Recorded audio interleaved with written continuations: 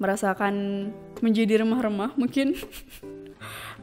Tidak paham potensinya apa, ini aku harus ngapain, aku pengen bermanfaat tapi nggak bisa, pengen kerjaan yang baik tapi nggak diterima-terima sama perusahaan, misalnya hal yang kayak gitu. Tenang, ternyata kalian tidak sendiri.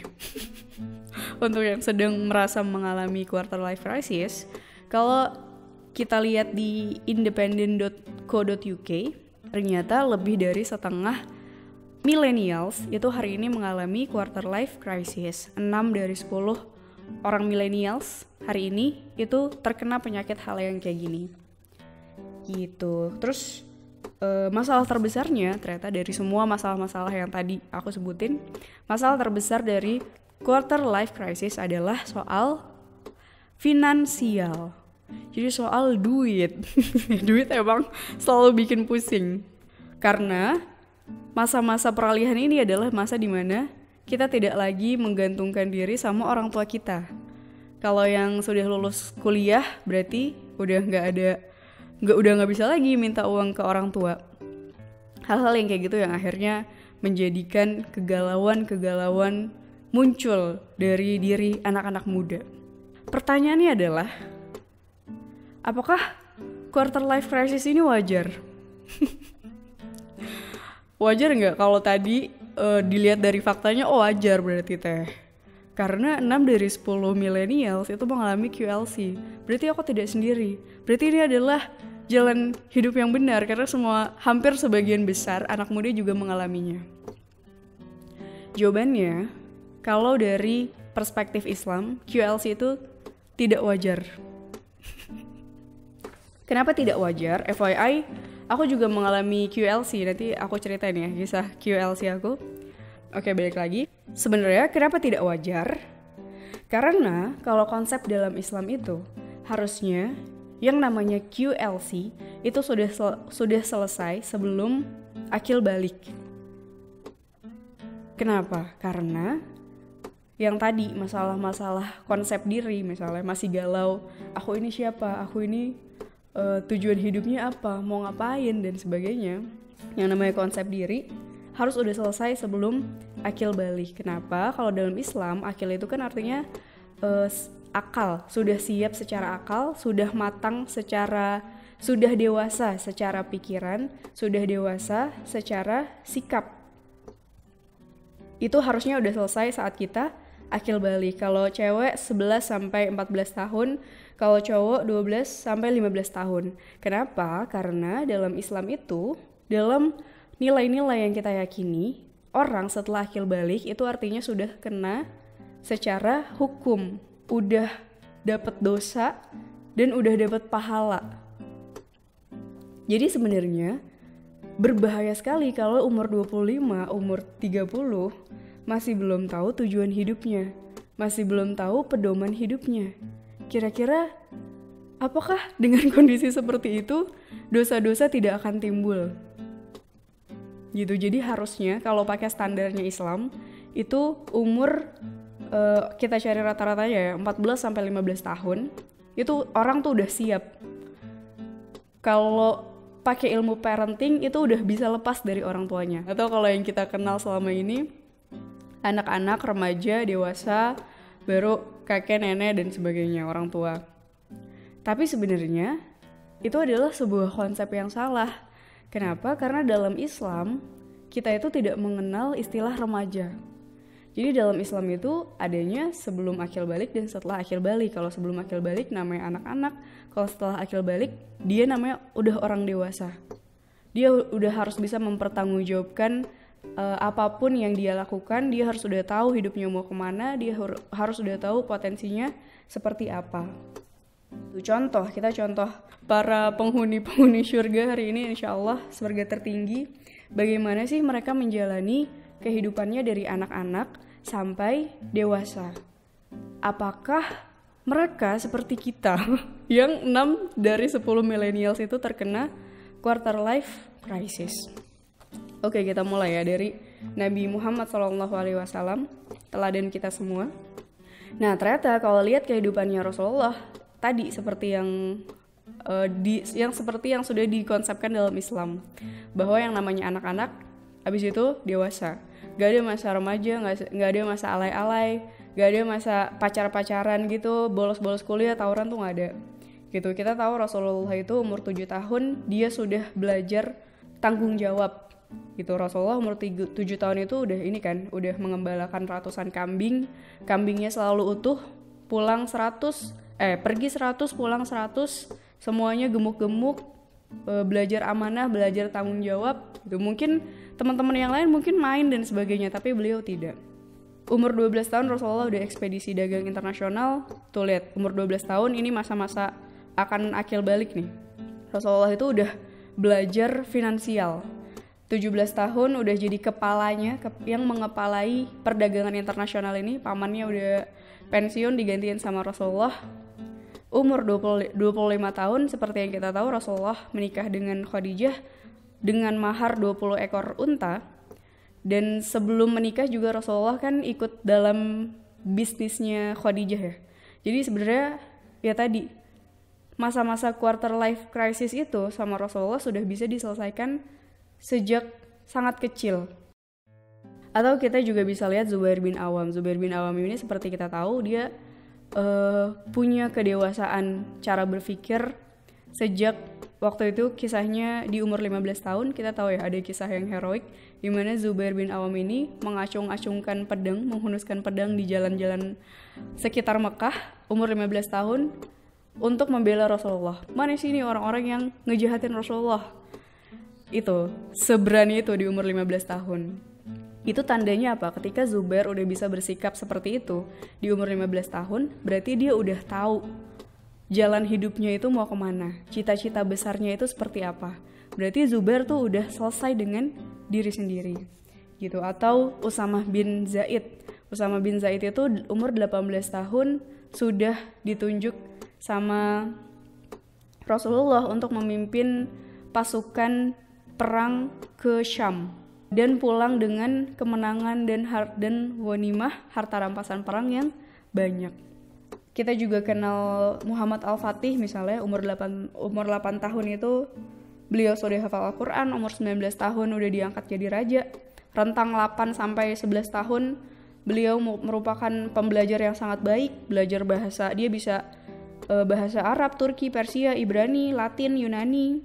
Udah tahu tujuan hidupnya dari kecil itu. Kalau kita lihat kisahnya, Muhammad Al-Fatih itu udah sering diajak ke atas bukit, yang di atas bukit itu dia bisa lihat benteng Konstantinopel gitu. Sama ayahnya udah dibilangin, nak, nanti kamu kalau udah besar, kamu akan menghancurkan benteng itu gitu. Jadi dari kecil dia udah tahu tujuannya apa, tujuan hidupnya mau ngapain, cita-cita terbesarnya apa gitu. Terus dia juga latihan yang namanya basic skill untuk peperangan, pasti udah hatam, berenang, berkuda, memanah, teknik bela diri, teknik berpedang, teknik main pedang, belajar ilmu astronomi juga, fikih, hadis, matematika gitu. Jadi masa mudanya itu bener-bener dihabiskan untuk masa-masa penempaan. Tadi 19 tahun jadi raja, 21 tahun sudah bisa membebaskan Konstantinopel.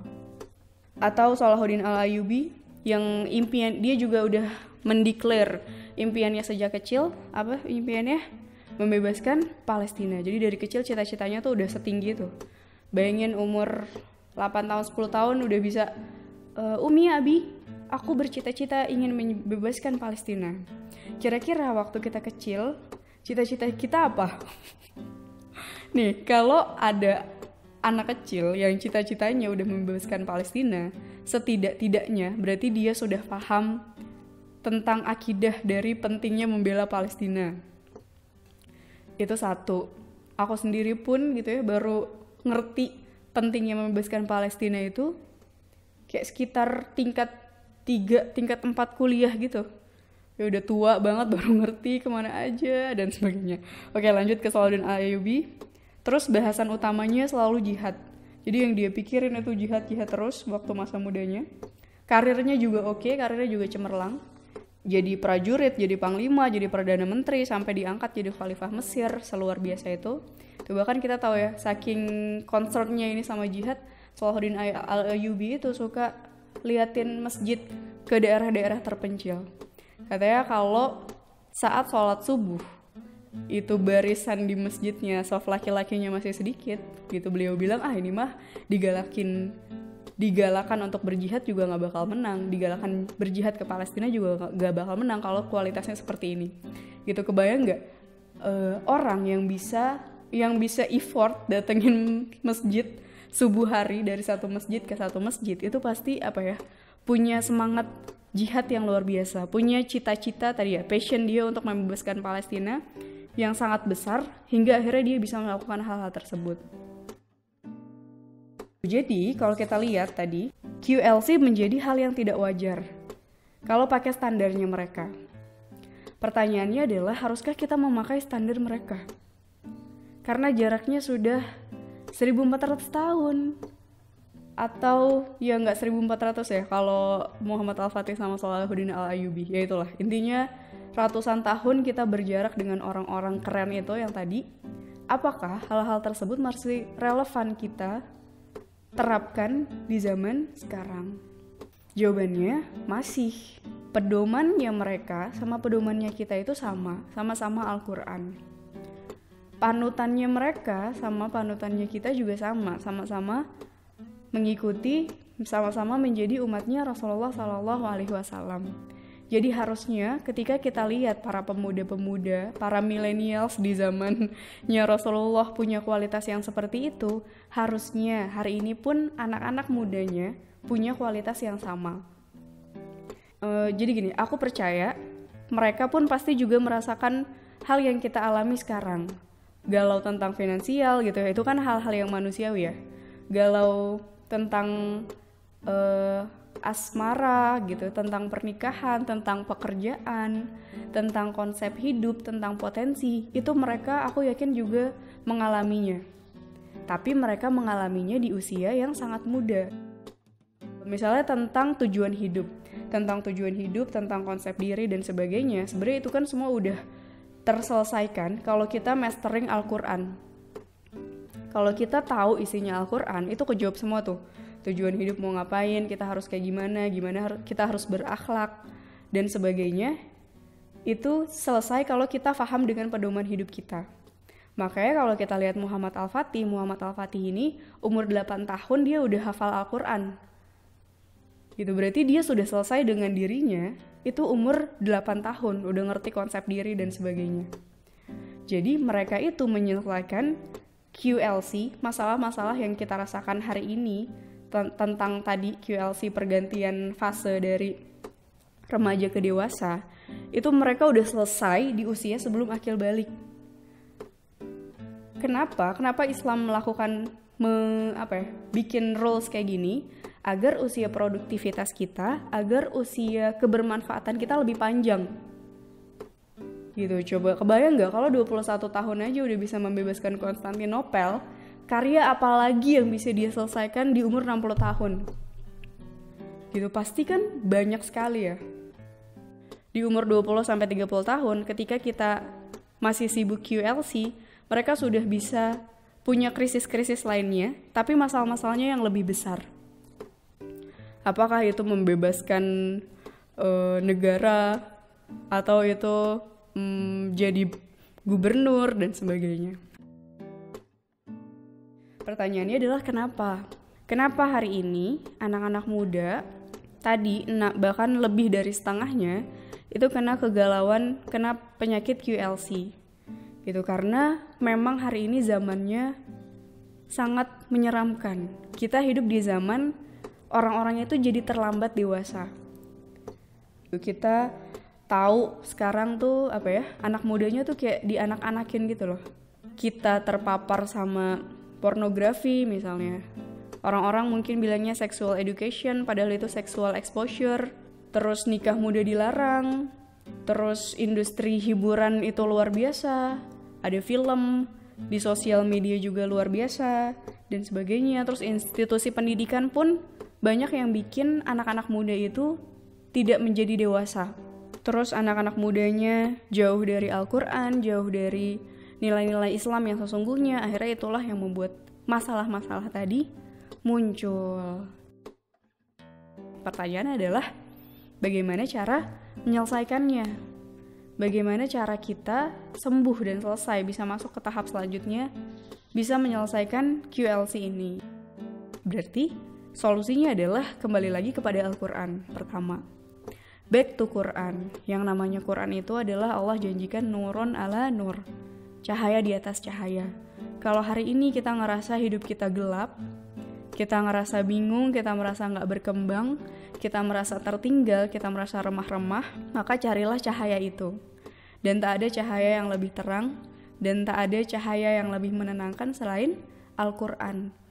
Masukkan cahaya itu ke dalam hati kita. Kalau cahayanya udah di dalam hati, mau kemanapun insya Allah nggak bakal nyasar.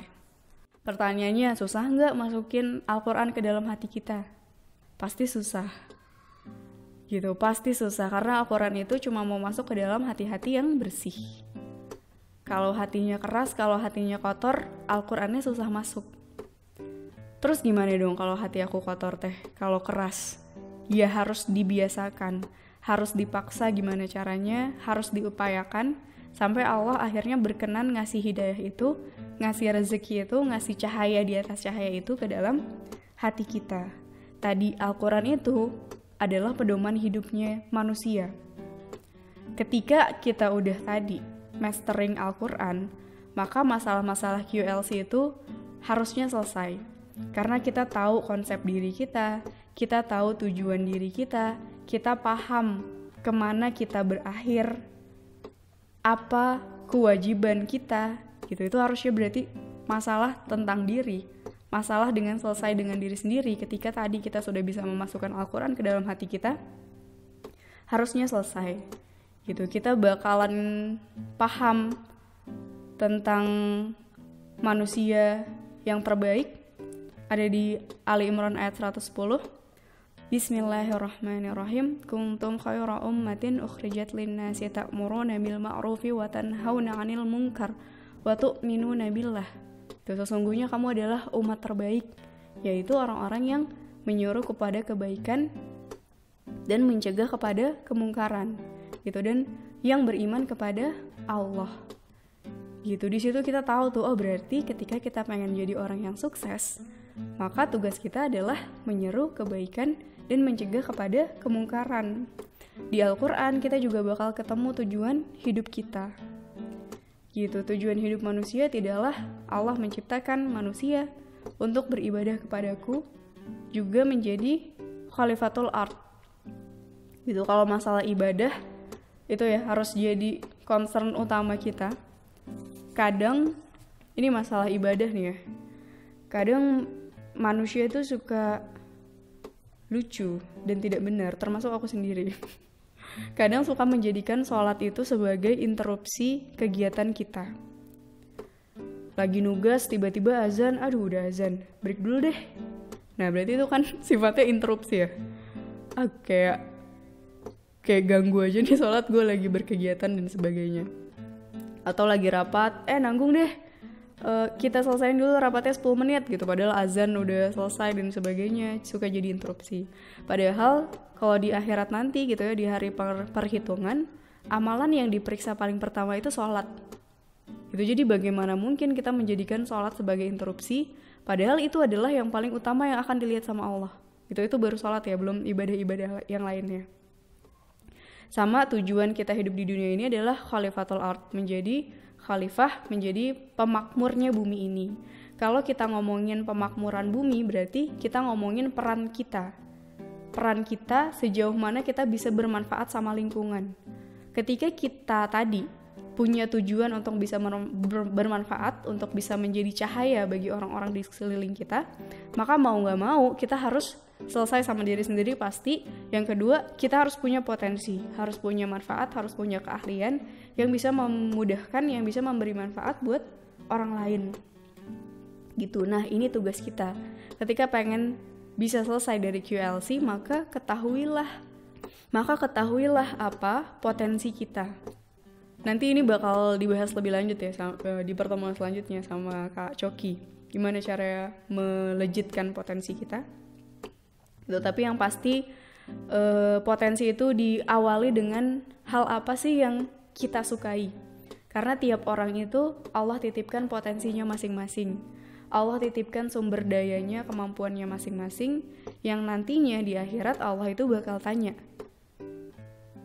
sudah kamu apakan potensi-potensi, ilmu-ilmu, harta, dan waktu yang Allah berikan sama kita?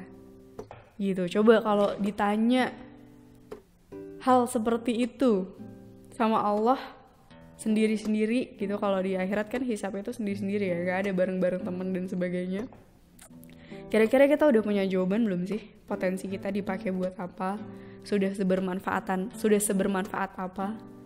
Sudah seberapa banyak potensi kita itu bisa mendekatkan orang lain sama Allah dan Rasulullah? Gitu, potensi itu yang harus kita temukan, harus kita asah, harus kita legitkan, dan harus kita bikin bermanfaat. Tuh, atau sekarang ada istilahnya ikigai. Tuh, gimana caranya kita bisa sampai pada titik ikigai? Tuh, ikigai itu adalah irisan dari apa yang kita sukai, terus kita jago di sana, terus itu bisa membuat kita dibayar, dan itu dibutuhkan sama dunia ini, dan itu dibutuhkan sama orang banyak gitu. Jadi itu yang harus kita temukan gitu. Terus yang selanjutnya, sadarilah bahwa QLC itu bukan masalah. Ini masalah mindset sih ya. Kita harus ngelihat bahwa yang namanya quarter life crisis itu bukan masalah. Tapi quarter life crisis itu adalah sebuah fase di mana kita akan naik kelas. QLC itu adalah sebuah fase di mana kita akan berkembang, kita akan menjadi orang-orang yang curious, selalu pengen tahu, selalu pengen mencoba banyak hal, selalu pengen mengembangkan diri kita. Gitu. Karena ketika kita ada di titik, misalnya tadi pengen punya rumah sendiri, pengen kerjaannya enak, pengen duitnya banyak, pengen punya pasangan yang soleh-solehah, maka yang harus dilakukan adalah bukan galau-galauan, tapi mengupgrade kemampuan diri kita. Dan yang namanya kehidupan itu, yang namanya krisis, mari kita ganti krisis ini menjadi tantangan. Yang namanya tantangan-tantangan itu akan selalu ada. Dari kita bayi gitu ya, kita udah punya krisis kita sendiri. Kita kelaparan, kita berjuang untuk menunggu ibunda pulang dari pasar. Itu krisis kita waktu bayi. Gitu, seiring bertambahnya usia, kita anak-anak, kita dewasa, sampai nanti kita jadi orang tua, kita akan selalu menemukan tantangan-tantangan dalam kehidupan. Akan ada krisis-krisis yang lain. Maka jangan memandang itu sebagai masalah, tapi pandanglah sebagai hal, fase yang akan membuat kita naik kelas, yang akan membuat kita menjadi pribadi-pribadi yang lebih baik. Gitu. Terus yang ketiga, kenali kesuksesan sebenarnya. Gitu. Hati-hati ketika kita bahas QLC, biasanya nanti kalau aku baca di artikel-artikel ya, QLC itu akan selesai ketika kita punya rumah sendiri, ketika kita punya kendaraan mewah, ketika kita punya anak-anak yang cerdas dan sebagainya. Tapi hati-hati tentang bagaimana kita mendefinisikan kesuksesan dan kegagalan sebenarnya. Gitu, ada di Al-Asr ayat 1-3. Wal asar, demi masa, innal insana lafi khusar, sungguh manusia berada dalam kerugian. Allah bilang semua manusia itu rugi, illal ladzina amanu wa amilus solihati wa tawasaw bil haqqi wa tawasaw bis sabr, kecuali orang-orang yang beriman, mengerjakan kebajikan serta saling menasihati untuk kebenaran dan saling menasihati dalam kesabaran. Jadi kesimpulannya adalah bukan tidak boleh untuk mengejar kesuksesan duniawi ya. Gitu. Itu tetap kita perjuangkan karena kita butuh materi dunia untuk bisa bermanfaat sama orang lain. Tapi yang harus kita sadari juga bahwa semuanya itu bisa jadi kerugian ketika tadi kita tidak mendasarkan pada iman. Kita tidak mendasarkan tadi, kecuali orang-orang yang saling menasihati dalam kebenaran, orang-orang yang dia memberikan manfaatnya untuk bisa membuat orang lebih dekat sama Allah, dan tadi memberi nasihat juga dalam kesabaran. Itu yang harus kita garis bawahi, bahwa tidak hanya cukup sekedar Tadi misalnya masalah terbesar QLC itu masalah finansial. Bukan berarti ketika finansial kita udah oke, rekening kita udah gede, masalah itu selesai. No. Gitu, tapi semua balik lagi tentang pemaknaan kita. Apakah materi itu, kesuksesan itu sudah membuat kita semakin menjadi hamba Allah yang bertakwa, atau justru malah makin jauh dari Allah. Ini juga masih nyambung ke yang tadi sih. Sadarilah bahwa yang namanya kehidupan itu selalu tentang kenikmatan dan kepedihan. Hari ini teman-teman boleh misalnya merasa pedih. Pedih banget gue kerja jam 8 sampai jam 9 malam terus kayak gitu berulang-ulang. Kerjaannya banyak, sering dimarahin bos dan sebagainya. Tapi suatu hari nanti itu akan menjadi kenikmatan karena skill kita bertambah dan sebagainya. Atau hari ini misalnya yang lanjut S2 atau S3, itu pasti kita sedang mengalami kepedihan. Harus belajar, harus ngerjain tugas, harus bikin artikel, harus penelitian dan sebagainya. Tapi suatu hari nanti itu akan berbuah menjadi kenikmatan. Begitupun sebaliknya, hari ini mungkin kita ngerasainnya nikmat. Enak banget, gogoleran di atas kasur, nonton drama Korea, makan, ngemil, hangout sama temen. Hari ini mungkin nikmat, tapi mungkin beberapa tahun lagi itu akan menjadi kepedihan. Karena ternyata skillnya tidak berkembang, jadi nggak punya bekal untuk menjalani kehidupan dan sebagainya. Sama juga kayak konsep kehidupan dunia dan akhirat. Gitu, hari ini mungkin kita ngerasanya pedih.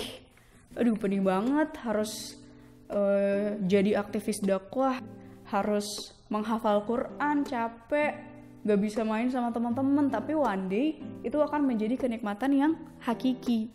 Begitupun sebaliknya, yang hari ini kerjaannya maksiat doang, mungkin awalnya nikmat gitu, tapi suatu hari nanti di akhirat sana itu akan menjadi kepedihan yang abadi.